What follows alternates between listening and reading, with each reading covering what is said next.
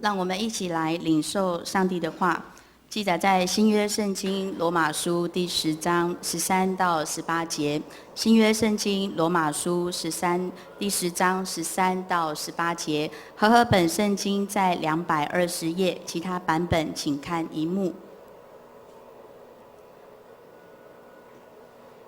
因为凡求告主名的，就必得救。然而人未曾信他，怎能求他呢？未曾听见他，怎能信他呢？没有传道的，怎能听见呢？若没有奉差遣，怎能传道呢？如经上所记，报福音传喜信的人，他们的脚中何等佳美！只是人没有都听从福音，因为以赛亚说：主啊，我们所传的有谁信呢？可见信道是从听道来的，听道是从基督的话来的。但我说，人没有听见吗？诚然听见了，他们的声音传遍天下，他们的言语传到地极。以上，请陈道雄牧师来讲道。陈牧师是迦南教会第2任主任牧师，所要讲到的题目是佳美脚中，佳美脚中。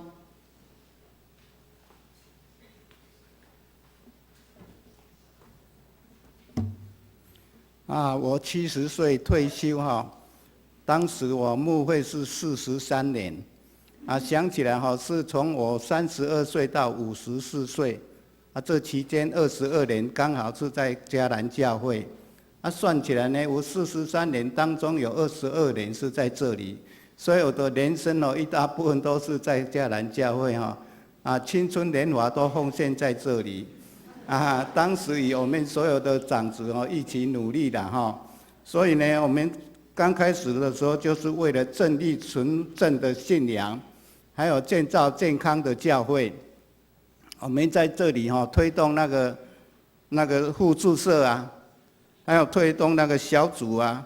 还有训练三辅还有那个长族的轮休制度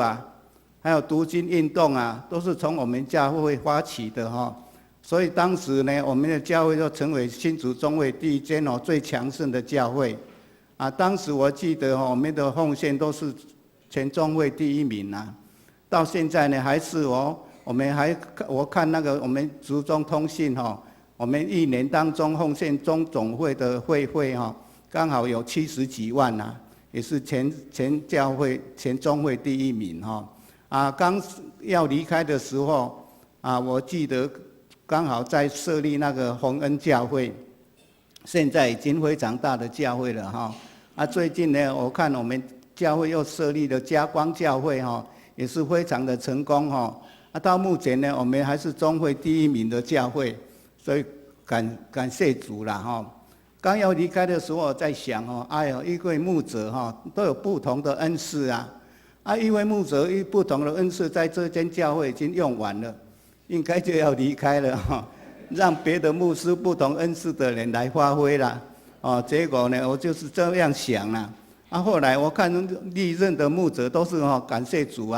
他们都发挥不同的功用，所以今天呢，让我们的教会在各方面都有很金红的发展所以觉得这些同工这些后任者也是非常好的青年在这边一起长大，一起贡献这间教会。刚离开的时候，刚来到那个我们迦南教会的时候，大家都在讲我们是迦南教会呢，迦南教会就是出埃及然后呢在旷野要磨练40年呢，磨练40年以后要进入那个牛奶与蜜的地方我算起来到今天呢已经50年了所以我们进入迦南教会已经多久了已经10年了所以呢，今天是我们设立是50周年的纪念，是值得纪念的日子我们在当中已经在这边享受牛奶与蜜的生活，已经有10年了所以呢，我觉得我们大家都是现在都是那个事业已经成功了，家庭非常安定了，在各方面都非常顺利的时候，我希望我们在我们的信仰上在我们迦南教会的每一个人在信仰上都能够留下佳美脚中就是要留下那个最美的脚中记得还没有柏油路发明以前，有一个重量的东西从这边要移到这边来，一定会在这个大地那时候都是沙土啦的道路留下脚踪所以呢，特别在那个烂泥巴上面那个脚踪非常明显在沙滩上面也是在水的上面也是留下脚踪都很明显所以今天呢，很多那个侦探专家发生命案的都会到命案去查看看地下留下几个脚印几个大的几个小的，都知道是谁来发生这些命案，就侦破很重大的案件还有一些动物学家也是呢，都利用那个动物会口渴会跑到那个河边去喝水他们都会在河边留下它的脚印在上面，他们就晓得哎呦，这一群狮子到底有几只大的，有几只小的他们怎么移动的，怎么生活都去了解啦，还有去捕捉它们所以呢，都留下脚踪呢所以今天还有一直在传说在那个很高很冷的山上，有一种叫做雪人也是全身都是白毛，但是呢，在那个很高很冷的山上走路像人一样。有人看到说，哎呦，他留下很多脚印在地面上呢，他的脚就伸到旁边，叫朋友把它照起来，照相照起来但是呢，今天有没有人抓到雪人没有呢，还是都是听人家讲的世界所有的博物馆有没有那个雪人的标本也没有呢。没有，为什么会有这些雪人呢？就是根据他留下的脚踪来证明，他说有这个雪人的存在现在每一个人在世界上都要留下你的脚踪在世界上特别呢。年纪小的留的比较少啦，年纪大的都留的比较多啦因为出生3-5天就死掉的婴儿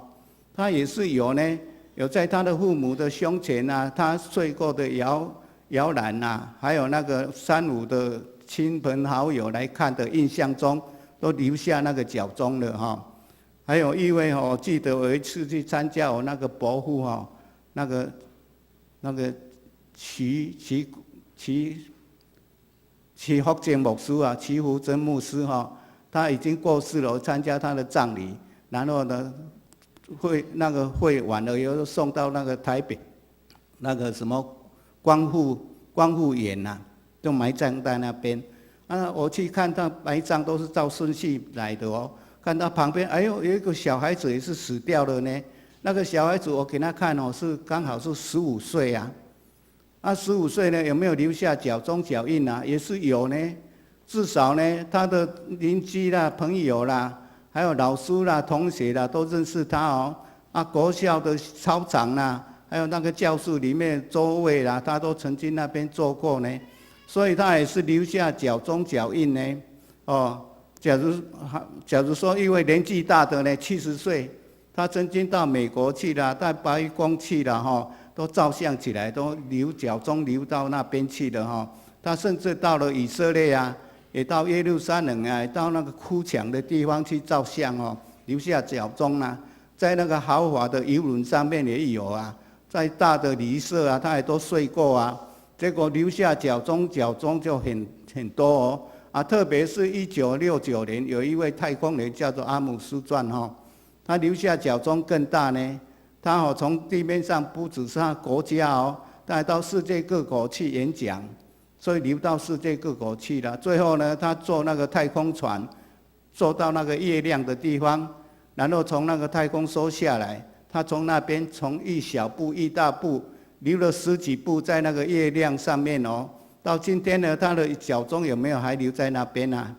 还有，我们以前看月亮都非常漂亮呢。哎呀，晚上很好看呢，很欣赏呢。很多作诗的人都很会写诗会作诗的人也写很多美丽的诗歌出来但是今天在看月亮没有那么漂亮了这个时候有人踏过那边了所以没有那么漂亮。所以每个人都要留下脚踪脚印特别有一个节目叫做每个人在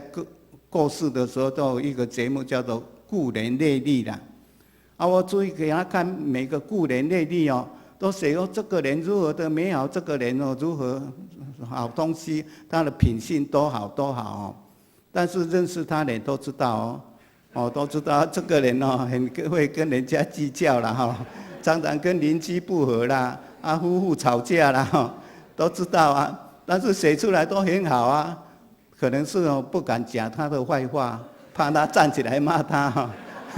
所以不敢讲了，讲好的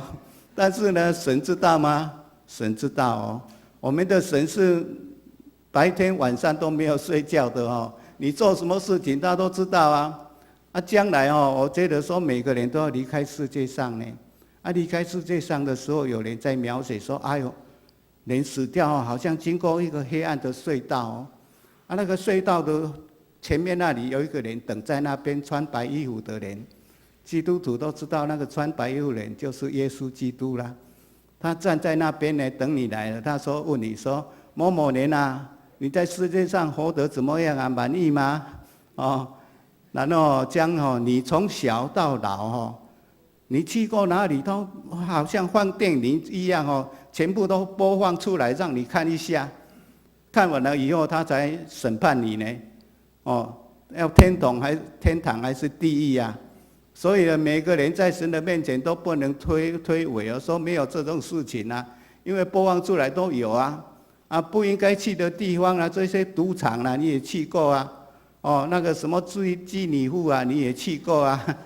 那个什么吸毒的地方你也去过啊。还有飙车你也参加啊。都给你播放出来了还有应该去的地方啦，礼拜堂啦，家庭礼拜啦人家的丧礼啦，你都有参加，他也都播出来，让你没有能够推诿的理由啦。所以神将来要根据你的脚踪来审判啦。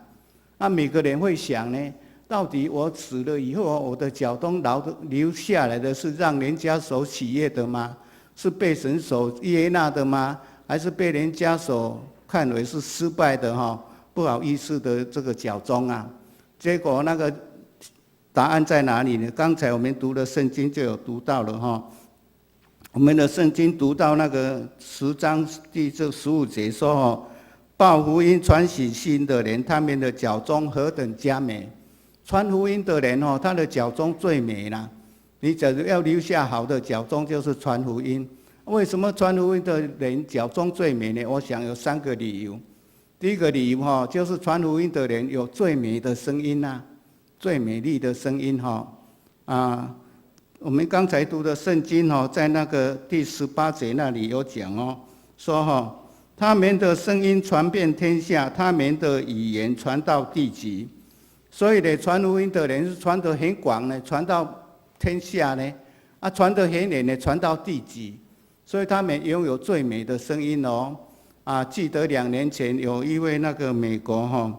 那个叫做惠尼休斯顿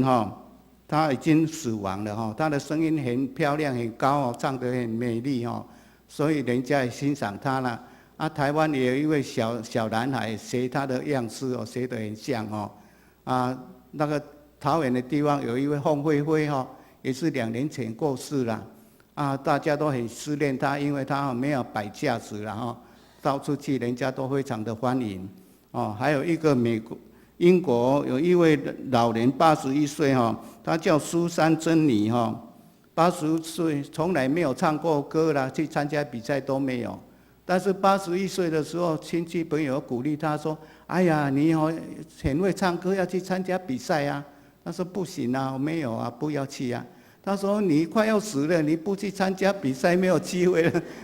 他想起来说：“对啊，没有机会了，所以就去参加。”结果唱了下来，哇，评审第1名啊！人家非常欣赏他，哇，声音怎么那么漂亮啊？肺活量那么大我们去参加一场的那个歌唱比赛结束以后回到家里我们都会非常欣赏那个人的声音。哇，他唱得非常快乐的时候，我们也好像跟他要跳起来了。唱得很悲哀的时候，我们的眼泪也是快掉下来了回到家里一直想他的声音很漂亮呢。我们用一句成语给他形容好像在什么绕梁三日哈，哇，他的声音好像非常漂亮的声音，在那个梁上面一直在绕哦，绕3日啦，啊第4日嘞，啊下个礼拜嘞，啊下个月嘞，哇，没有了，忘掉了。人的声音有一天会终止啊，有一天会消失啊。一个人感冒了咳嗽很厉害，叫他来唱歌唱得出来吗？唱不出来了。一个人老了到90几岁了，叫他来唱歌，唱得出来吗？唱不出来了。为什么呢？人的声音有一天要停止，有一天要消失。但是呢，传福音的人呢，传给人家平安啦，传给人家喜乐啦，传给人家丰盛的生命啦，带给人家永生啊。所以呢，传给这些东西都是非常宝贵的东西啊。这些能够传得很远，传得很久呢。有一般的那个学生那个国中3年级的女生有一天那个他们作文的这一节课老师就在想这些女学生大概都是在交男朋友了所以要晓得这些女学生到底对爱有什么样的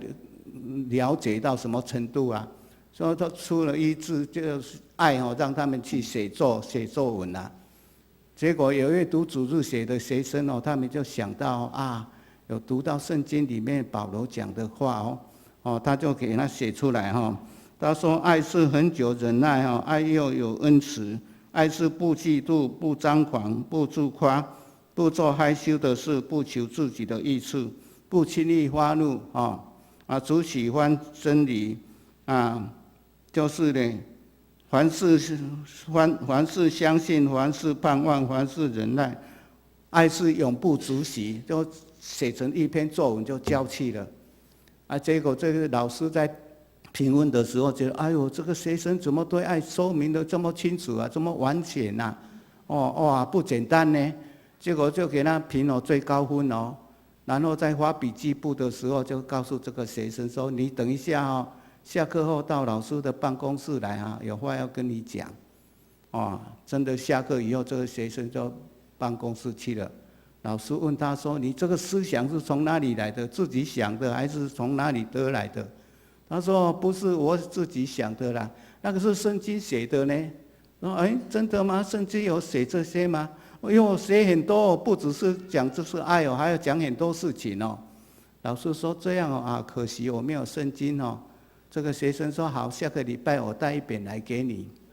下个礼拜真正的带一本圣经去了将那个保罗写的这篇就给他夹一个书签交给老师了，送给老师。结果老师就一直看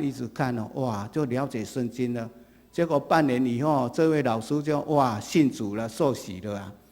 受洗了以后，这个学生要毕业了老师很会写毛笔字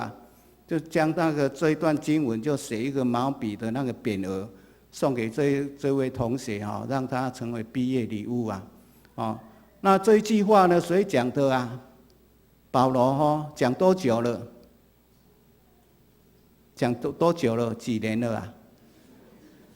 2000多年了呢2000多年的话还会感动人还会改变人所以传福音的人有最美的声音因为呢他们是传得最远传得最广的我记得有一次我在那个冈山教会教那个三福训练第一节课下课以后，有一位同学就来找我说：陈牧师你还认识我吗？我说很抱歉呢，我都忘掉了呢，我这个记性非常差呢。他说我当兵的时候是在桃园那个大园的地方当兵有一天我去那个大园教会做礼拜刚好你那天被派来大园教会，你讲过2篇道理呢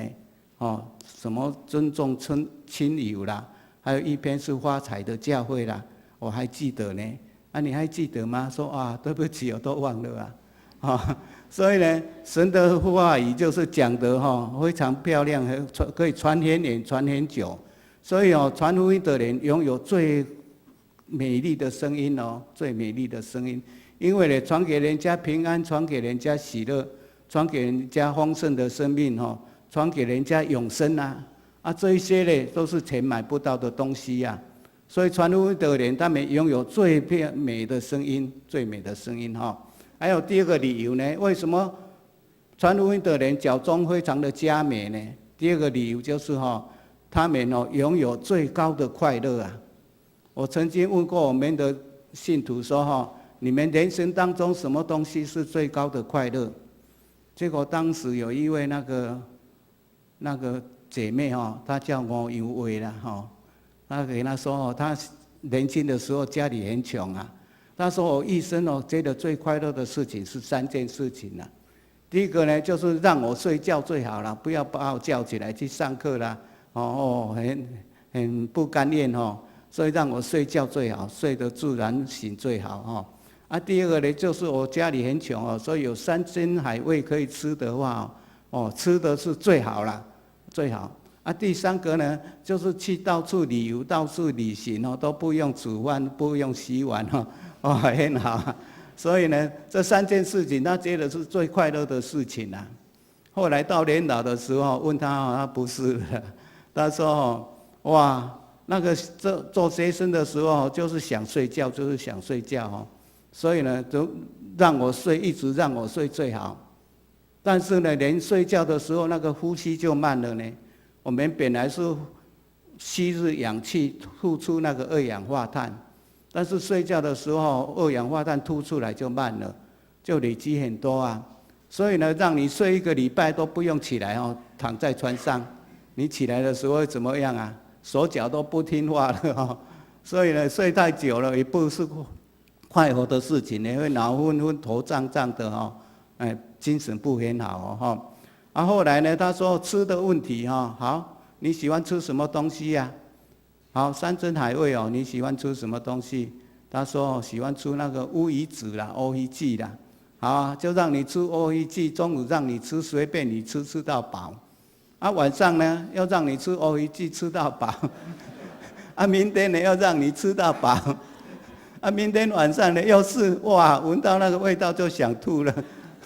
为什么呢？什么东西最好吃啊？肚子饿的时候最好吃啦。肚子饱饱的时候，什么都没有那么好吃啦。所以他觉得，吃也不是最快乐的事情呢。后来呢，他觉得说，到处去游玩啦，去旅行啦，那个也很好所以他就有一次跟人家跟团出去哇，那个旅游说好，现在跟我走来这边看然后呢，你想都一个东西很奇怪，想要多看一下，哇！跑到那边去了，赶快又追上去结果一天就是上车就睡觉下车就尿尿到旅社分配房间啦要整理衣服啦，要洗澡啦一直忙到12点多了明天早上又要 morning call 了哇，整天都这样出去1个礼拜哇，就忙回来的累了2个礼拜。还是自己的家最好呢？出去太久都会出问题不论是小孩子或是大人出国太久了都会想家呢，都会想家还是自己的家最好这边枕头太高了这个房间不知道有没有发生什么事情晚上又有蚊子一大堆啦很难睡觉，还是自己的家最好所以呢，出国差不多1个礼拜10天差不多出国太久都会想家呢。所以他觉得说旅游也不是最高的快乐，因为呢，在那个箴言里面第14章第13节那里讲人在笑的时候心里有忧闷快乐的结局变成悲伤人生就是这样快乐的结局变成悲伤。在笑的时候，心里也有忧闷那一些小丑你觉得他都是让人家非常的快乐，但是小丑有没有忧伤有所以世界上什么是最高的快乐呢？我记得在迦南教会的时候，有一次那个美国跟那个加拿大有一个聘书来到我们的总会要总会派9个人去美国、去加拿大参观啦。因为当时我们不能出国呢，一定要美国那边有聘书来你才可以出去呀。当时的美国跟加拿大觉得说台湾的教会对他们都不大了解，所以希望有人去那边参观他们的教会啊。所以呢，总会就派了9个牧师啊，到美国、到加拿大去参观。参观多久呢？45天。45天从美国那个旧金山下来，然后一直就访问到那个加州啊，然后又到那个休斯顿啊，然后又到那个东部啊，纽约这边过来啊，然后又到加拿大，然后又回来美国，最后又从那个旧金山回来，一共49天。去到那边2个地方换2天换一个地方，2天换一个地方。我们睡醒了，大家都在问啊，这里是什么地方啊？这是什么地方？刚去的时候一直照相照很多，这边也照，那边也照。后来看了，哎呦，这个是哪里照的啊？在做什么东西啊？都不晓得了。2天换一个地方，睡醒大家这里是哪里啊？那个美国地方又很难记他说睡饱了就问啊，哪里啊？这里是哪里啊？搞不清楚结果45天就回来了啦。回来了当天我是睡在我们这边的4楼那个牧师娘他已经睡1个月多了都自己一个人睡习惯了晚上忽然醒来，哎呦，旁边怎么有一个男人在这边？就把我踢到那个船下了。我倒下船以后我就醒来了，就问说这里是哪里呀？这里是哪里呀？对啊，出国太久不大好圣经讲在世界上找不到真的快乐呢，但是呢，答案有呢，在圣经里面那个什么地方呢？在那个路加15章第7节我告诉你们，一个罪人悔改，在天上也要这样为他喜欢，比较99个义人不用悔改的人更喜欢更大。在地面上引导一个人悔改，那个快乐是最大的你去引导他，他看到他信主了，你非常快乐那个人他也非常快乐的。哎呦，信主这么好不必要每天拜来拜去不必怕东怕西的信主的人这么平安这么好所以他来信主也是非常快乐的这个快乐不只是在地面上是透到天上呢。天上的上帝啦、天使因为地面上一个人悔改来高兴呢，所以这个快乐是从地面上一直透到天上的这个是最高的快乐我记得在斗六有一位长老当他信主以后，他被选为长老，他就决志说他有一个好朋友呢。这位好朋友从那个国小啦、国中啦、高中啦、大学啦都在一起很要好的朋友那个朋友没有信主住在屏东所以他就决志向神祷告说我要带领这个朋友，所以他就每礼拜六就坐火车从斗六坐到屏东，然后去住这个朋友的家里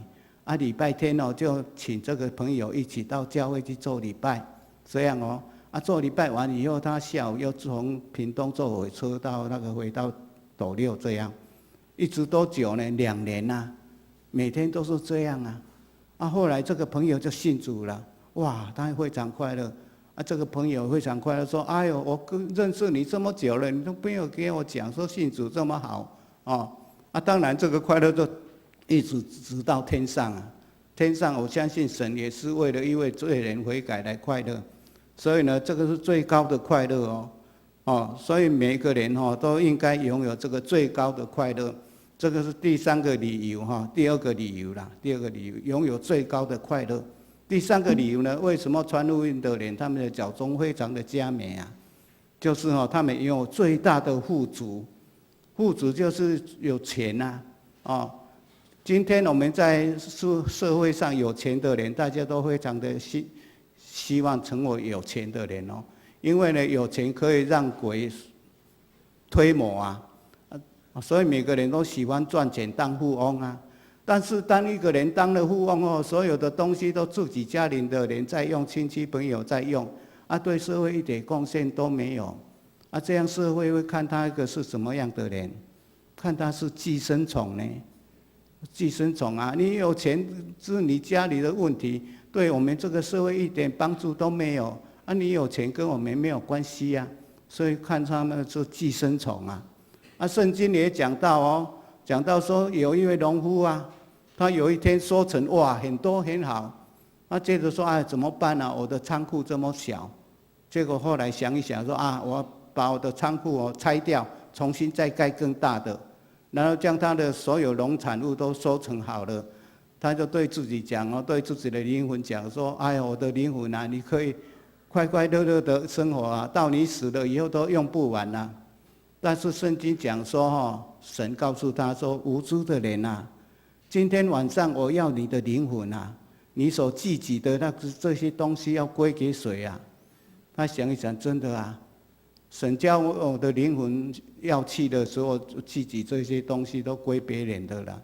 所以呢，神看他说有钱人好像是无知的人一样哦。还有举一个例子哦，说有一个乞丐跟一个富翁啊，这个乞丐叫拉撒路啊，这个富翁呢，哇，吃很好啊，穿得很好啊，从桌上掉下来的东西才是那个乞丐的啊。有一天两个人都死掉了。死掉了，这些富翁忽然间在地狱里面非常热啊，火在烧啊，哎呦，非常口渴啊，口渴到一滴水都没有。忽然间看上面说：“哎呦，那个乞丐在那个我的父亚伯拉罕的胸前在享受快乐啊。”他就说：“我的祖父亚伯拉罕请你叫那个拉撒路用他的手指头沾一点点水啦。”来量我的舌头了，哎呦，这里太热了，太痛苦了。这个富翁呢，在世界上什么东西都有啊，死后连一滴水都没有，那个有什么用？叫富翁吗？所以今天的富翁呢，就是这样被称为说寄生虫。神看他是无知的人一般的人也是他拥有很多，最后连一滴水都没有，这个有什么用呢？到底人生在世界上什么东西最富足的、最宝贵的呢？在那个我们的圣经马太16章25节那里有讲说人若得到全世界来丧失他的生命，到底有什么益处啊？得到全世界来丧失他的生命有什么益处？所以人家的生命，一个人的生命，一个人的灵魂，那个是最宝贵的东西啊！你得到人家的生命，得到灵魂，那个是最价值最高的哦。耶稣又举一个例子说，有一位耶稣有一次到那个格拉森的地方，那里有坟墓有一个鬼就住在那边这个鬼非常的凶恶，因为没有人能够绑住他都被他拆掉了又会打人所以大家都很怕，家里不敢让他住那整个乡村的人也不敢让他住，结果他就将他赶到坟墓里面有一天耶稣从那边经过，这个鬼就来了来到耶稣的面前，向他说：“主耶稣我知道你是神的儿子求你不要让我们受苦耶稣问他说：“你叫什么名字？”他说：“我叫秦然后耶稣命令他出来，他说：“求你让我们有东西可以俯身这些鬼就要求耶稣说：“让我们这边刚好有一群猪在那边吃东西让我们俯身到那个猪上面耶稣准他，结果鬼就出来了，全部都进到那个猪里面这一群猪呢，后来就冲到那个海里面，都淹死了啦。这一群猪多少猪呢？圣经有讲说有2000只能称价一只猪今天让我们的金钱来算新台币6000块好了啦2000只呢多少钱120万对不对？不是1200万一只600010只就6万100只嘞1000只嘞，好，所以是1200万呢。耶稣要救了一位青年人，宁愿损失1200万的猪，来拯救这一位青年人。今天呢，我们假如能够得到一个人的生命也是得到1200万哦。在哪里呀？在天上啊，神替你保管啊。有没有人会讲你是寄生虫？有没有人讲你是无知的人啊？没有啊。所以呢，神替你保管啊，在那边啊，所以呢，每个人都应该要知道你传福音，你就留下最佳的脚踪，因为你能够得到最大的富足啊。有一位那个神学生读了6年了，快要毕业了毕业了每个人都有一次都要毕业讲道。毕业讲道呢，就是当天所有的书生都坐在前面，还有附近的信徒也都会来听他讲道他讲道讲得很好的话，表示说可以毕业了所以当天有一个神学生轮到他要毕业讲道了，他就非常紧张呢。这个很要紧呢，所以他要尽量将他的讲章背起来一直背一直背背到当天刚好时间到了，然后就进来唱诗啦，祷告以后就轮他上台了。他一上台一看每个人2颗眼睛大大的都望着他，哇，吓了一跳。这一下吓了一跳，整个记的事情都忘光了，不知道跑到哪里去了啦。糟糕忽然间呢怎么办呢？忽然间让他想到一句话呢，他说问下面的人说今天我要讲什么，你们知道吗？结果下面的人说不知道不知道。这样好了，你们不知道，我也不知道。结果圣经诗诗拿了就下来了。那个院长刚好坐在前面第一排，将他抓住了。狂会我教你6年，连一篇讲道也讲不出来，那怎么能够毕业？下个礼拜还是轮到你。哇，下个礼拜他就认真，还是一直背一直背呢。哇，还是背，时间到，他还是时间到就上去了看到一大堆人，还是眼睛都看着他，又吓了一跳，哇，又全部都忘光了。哎呦，糟糕了，怎么样？好在想到那个上个礼拜那一句话他就问说：“我今天要讲什么？你们知道吗？”哇，轮到这些观众就伤脑筋了。上一次说不知道，他就下来了呢。所以现在不能讲不知道了。现在他们都全部都讲我没知道好，那你们知道了，我就不必讲了。还要下来。结果院长又骂他了你怎么可以这样？下个礼拜还是你讲，哇，要认真一点他要一直要背一直要背到时间到还是上去上台还是看到怎么大家2个人这样一直看着我，又吓了一跳，哇，还是忘光光了。但是呢，还记得上个礼拜那句话，我今天要讲什么，你们知道吗？哇，下面的人就伤脑筋了，这边的人都讲说我们不知道，我们不知道。右边的人这边讲了，我们知道，我们知道。我说好，请知道的人告诉不知道的人。要下来了。他下来，院长抓着他说：“哇，你今天讲得很好，可以毕业了。”他非常奇怪说：“我怎么讲得很好他说：“传福音就是知道的人讲给不知道的人听是不是这样？今天呢，你们是知道的人还是不知道的人？知道的人讲给不知道的人听这样你们就可以留下非常美的脚踪呢，在世界上。因为呢，他们拥有最美的声音，拥有最高的快乐，拥有最大的富足。我们传福音会不会受到拒绝呀？会还是要忍耐很多亲戚朋友都没有信主你给他讲信主的好处就好了这样你知道的事情告诉他，这样的话，每个人都可以留下非常美丽的脚踪在世界上。希望我们每个迦南的人都会这样努力哈，让我们都被神所喜悦。我们一起祷告。亲爱的主耶稣，感谢你今天让我们有机会回到迦南教会。这间教会是奉你的名所设立的，通过历代所有的牧者，大家在这边牧养，让他们的灵命得到好的增长。求主耶稣的灵继续帮助这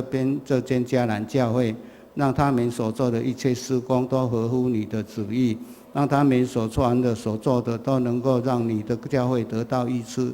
主耶稣，求你帮助他们，让信徒在各方面都有美好的见证，让我们在生活中能够为主做好的见证，为主做传福音的工作，我们就可以留下最好的脚踪，让神所喜悦。求你帮助我们每个人能够达到这个目标。我们将教会前面的路程交托在你手中，求你带领我们。这样祈求祷告，奉靠主耶稣基督的圣名祈求，阿们。愿主